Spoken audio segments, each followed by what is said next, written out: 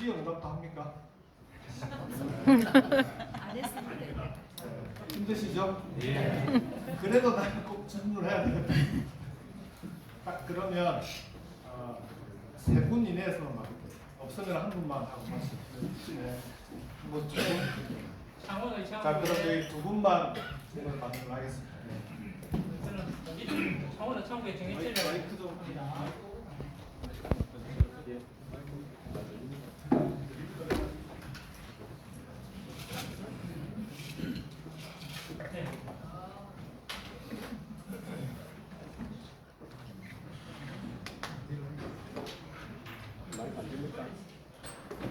그래서 육성으로 크게 좀 해주시면 예. 네, 저는 창원의 창구의 정해철이라고 합니다. 저는 뭐 이 공개적인 질문을 한번 드리도록 하겠습니다. 우리 경남지사로 김경수 지금 장관님께서 출마하신다는 소문만 돌고 있는데 지금 이 자리에서 본인의 의견을 들어보겠습니다. 감사합니다.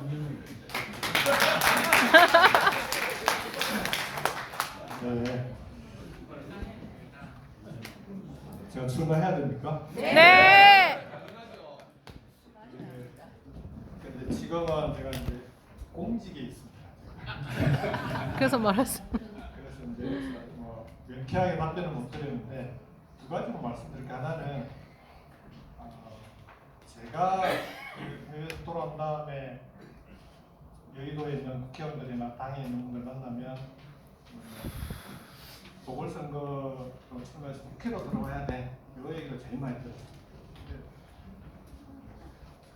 저는 이게 보궐선거를 나가면 보통 수도권을 나가야 돼요. 근데 좀 그게 잘 안 되더라고요. 지방. 네, 그러니까 제가 다시 정치를 한다면, 다시 출마한다면 경남에서 정치를 하고 경남에서 출마를 해야지 다른 데서 나간다는 건 그건 제가 선택할 수 있는 길도 아니고 그리고 또 제가 정치를 배웠던 노무현 대통령님의 뜻에도 맞죠. 대통령님께 나중에 대통령 별 명목이 있어야 될까요? 그래서 제가 출마한다면 반드시 경남에 출마합니다. 그래서 두 번째 그럼 이번에 하냐?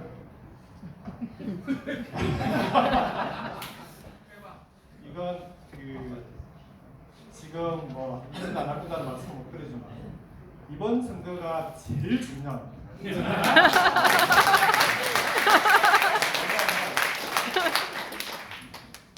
이재명 정부가 역사적으로 대단히 중요한 정부입니다. 아까 균형 발전에 있어서도 시대가 바뀌었기 때문에 바뀐 시대에 지금 제대로 풀어내지 못하면 균형 발전의 다음은 없습니다. 이번에 성공시키지 않으면 안 됩니다. 그 균형 발전을 성공시키는데도 부울경이 경남이 가장 중요합니다. 왜냐하면 여기서 성공하지 못하면 다른 지역도 성공하기 어렵습니다. 두 번째로 그런 성공시켜내는 정부가 되려면 이재명 정부가 이재명 대통령께서 이번 지방선거에서 이기지 못하면 나머지 4년은 국정을 운영하기 어렵습니다. 사실상 식물정부처럼 될 가능성이 없습니다.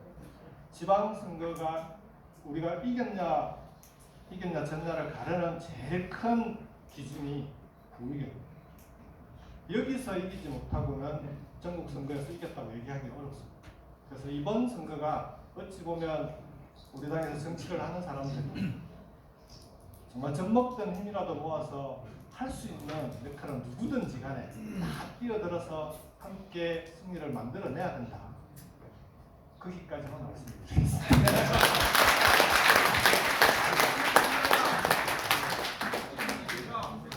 마지막. 저기 6월 3일 선거 산청의 손소봉석입니다. 저는 농어촌 기본소 경남연합 상임 대표를 맡고 있는데요. 도시에 있는 도농복합은 좀 다른데 경남의 10개 군, 지금 남해가 이제 2월부터 시작되죠. 근데 전략상 우리가 경상남도를 먹으려면 저는 이 부분을 좀 같이 공유했으면 싶고요. 사람을 만날 때 농촌에 있는 농민뿐만 아니라 상인들 만났을 때 우리 김정수 위원장님 하는 그 균형 발전, 인구 소멸 이런 것들 아주 쉽게 끌어내면서 어느 누구하고도 정당을 넘어서서 할 수 있는 게 농어촌 기본소득이거든요. 그래서 지역위원장님하고 좀 조직적으로 좀 해봤으면 좋겠다. 그래서 제가 뭐 1타 강사는 아니지만은 한 30분 정도 강의하고 전략도 좀 있거든요. 그래서 이런 것들을 특히 농촌의 10개 군, 남해 빼고 9개 군에 출마하시는 군수님들은 좀 다릅니다. 광역권까지 도의원님들까지는 팀을 한번 만들어봤으면 좋겠다는 그런 제안을 드리고 이 부분에서 다음으로 어떤 분이 나올지 아까 우리가 박수 쳤지만은 만약 위원장님께서 나오신다면 좀 이걸 빨리 받아들여서 그 경로당 가서 그냥 내년 한장 찍어오는 게 아니라 진지하게 토론할 수 있도록 기본 사회로 우리가 어떻게 가야 되는가 이 이야기를 좀 드리고 싶고 질문도 우리 그 위원장님한테 앞으로 이게 경남 선거에서 얼마만큼 중요할 것인가 좀 들어보고 싶습니다. 예. 아까 또 질문하겠다는 분 계신가요? 자꾸 나오면 이게 끝나지 않을 텐데. 이 질문하고 그다음에 그럼 한 분만 더 듣고 이 질문까지 함께 답변하겠다. 예, 수고 많습니다. 저 사무실 마산하고 부사 사입니다. 제가 요번에 오면서 그 탄핵 정권을 많이 지키고 느낀 게 우리 역의 창원에는 그 선수들이 많이 있다 보니까 이상한 선수들이 있어요. 저쪽에 있다가 여기에 갑자기 나오는 후보들이 있습니다. 그런데 어떻게 그 친구는 어떻게 후보가 되느냐 하면 우리도 모르게 당원을 내놨고 권리당원 만들어놨습니다. 그래갖고 우리가 활동할 때 전혀 얼굴이 보이지 않습니다. 그런데 막상 그 112과제가 되고 나니까 그걸 여기 위해서 하는 국민들 다수가 있다. 그래서 과연 이 지방에 112과제가 꼭 중요한 것인지 지휘위원장이 이제 어느 정도 해야 되지 않을까. 지휘위원장이 잘 알고 있으니까 그래서 112과제를 좀 부당한 방식을 생각하고 있습니다. 그 점에 대해서는 일단 기본소득은 뒤에 말씀드리고 마지막에 그 방금 말씀 주신 부분에 대해서 그러니까 우리 당이 이제 이런 당이 됐습니다. 경선을 걱정하는 당이 됐습니다. 후보 한명 구하기 힘들어서 쩔쩔거든 민주당이 경남에서 강릉에서 이제는 경선을 어떻게 하면 경선에서 이길 수 있을까를 고민하는 중했던 것 자체가 장족의 발전입니다. 그럼에도 불구하고 아직은 우리가 어려운 지역들 여전히 있습니다. 그 다음에 부울경에서 우리가 이기려면 저는 대선 과정에서도 야우당 시민사회와 함께 연합하지 않았습니까? 그리고 그 과정에 이재명 후보가 윤여준 장관, 이석연 위원장 등 해서 계엄에 반대하고 탄핵에 찬성하는 적어도 대한민국의 민주주의를 지키겠다는 생각을 갖고 있는 사람이라면 중도 보수까지도 우리가 안고 가야 된다. 함께 해야 된다. 그렇게 해서 압도적으로 승리를 만들어내야 대한민국이 실제로 국정 운영도 힘있게 할 수 있다. 이렇게 해서 대선을 쓰기지 않았습니까? 저는 이 원칙은 지방선거에서도 그대로 적용돼야 된다고 봅니다. 우리가 함께 할 수 있는 사람들, 탄핵 반대하고 계엄 더 잘했다고 하는 사람들, 그런 사람들과는 우리가 함께 할 수 없는 거죠. 그렇지 않습니까? 오히려 거기는 정치적으로 우리가 극복해야 될 대상들입니다. 대한민국의 민주주의를 지키기 위해서도 반드시 극복해야 될 대상입니다. 그렇지 않고 이번에는 어쨌든 민주당에서 지금 소위 윤석열 내란을 극복하는 그런 선거가 될 수 있도록 함께 해보겠다고 하는 사람이 있으면 그건 가능하면 받아주는 게 맞습니다. 그렇지 않습니까? 다만 이제 그 과정에 원칙대로 해야 돼요. 무조건 다 받아준다 이런 게 아니라 그런 그 입장이 중요하고 두 번째로 입당하더라도 우리의 룰대로 해야죠.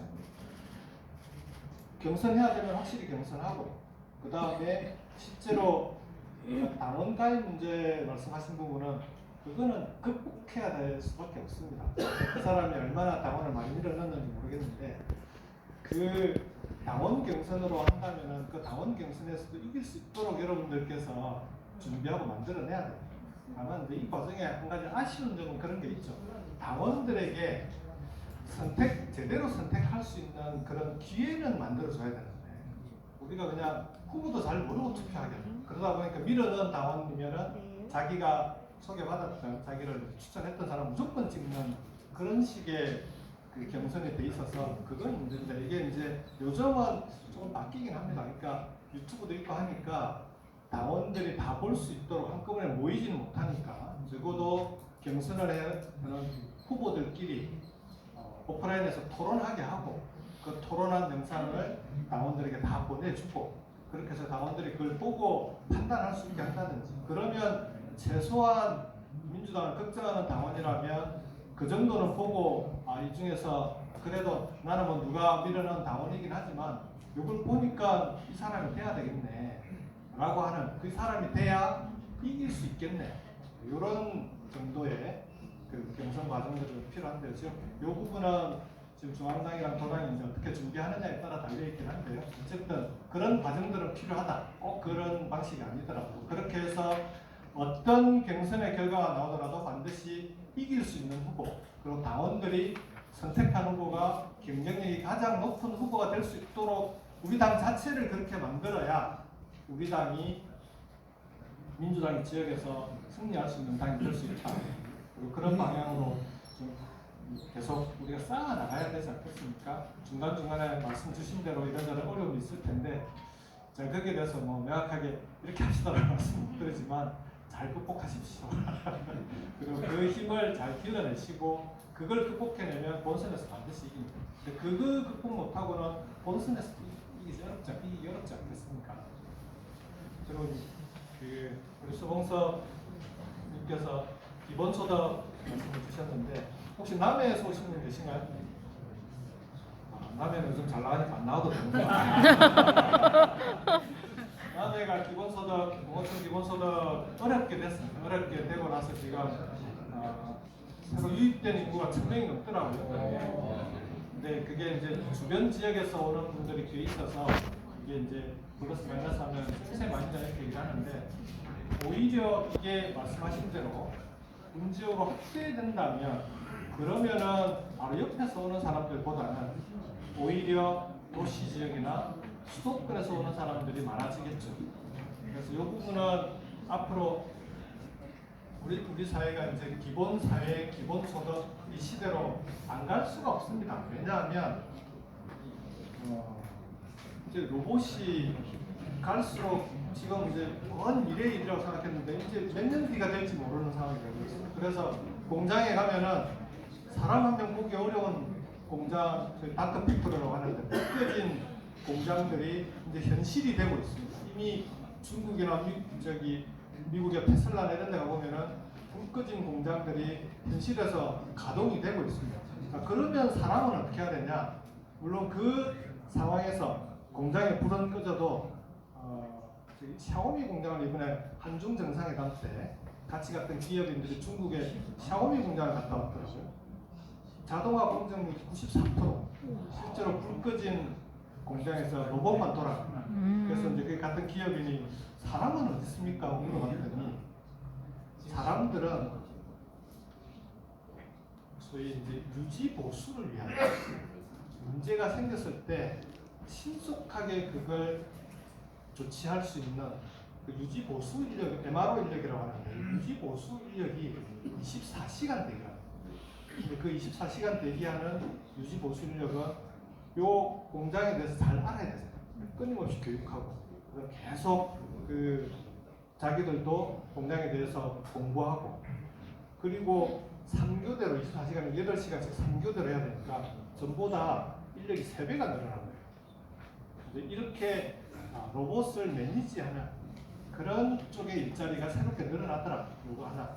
그렇다 하더라도 이건 아무래도 이제 일자리는 줄어들 수밖에 없는데, 근데 생산성은 높아지고, 그 국가 전체적으로는 부자가 됐는데 거기서 일자리는 줄고, 그러면은 이 국민들을 기본소득 사회로 넘어가지 않으면, 그러면은 우리 완전 빈부격차 때문에 사회가 이제 빈부격차가 커지면 커질수록 그 사회는 그 이제 전쟁 상태로 가는 불안이 높아질 수밖에 없습니다. 그래서 기본 사회로 갈 수밖에 없습니다. 그래서 이제 말씀하신 대로 우리도 농어촌부터 그런 걸 만들어 가자라고 그 중앙당이나 도당 차원에서 선거 운동에서 어떻게 이걸 활용할 수 있는지는 그런 전략을 잘 세울 필요가 있을 것 같습니다. 그리고 이 방향으로 안 갈 수 없고요. 그게 가능한 이유는 뭐냐고 그러면 실제로 돈을 버는 기업들이 뭘 가지고 돈을 버냐고 그러면 우리의 정보를 가지고 돈을 벌어요. 내 개인의 데이터를 가지고 돈을 버는 거니까 내 데이터를 활용해서 돈을 벌었으면 그 번 돈을 정부가 걷어서 나눠줘야죠. 그게 기본소득이 되는 거죠. 쉽게 얘기하면 그런 게 갈수록 많아지는 거죠. 그래서 그런 기본소득 사회로 갈 수 있도록 우리 민주당에서도 그 공약을 잘 만들어내 그런 것을 함께 공부하도록 하겠습니다. 마무리해서